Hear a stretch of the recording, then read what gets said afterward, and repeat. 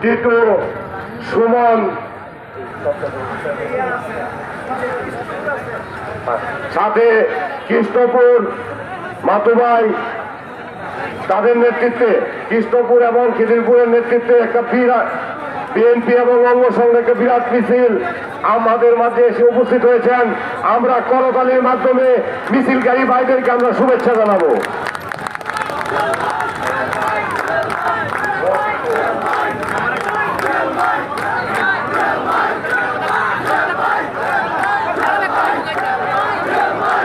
খিদিরপুর থেকে একটা বিশাল মিছিল এবং কৃষ্ণপুর থেকে একটা বিশাল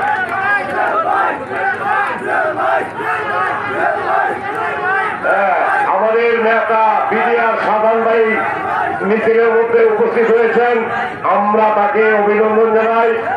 এ পর্যায়ে বক্তব্য রাখবেন মনোহরদী উপজেলা ছাত্র দলের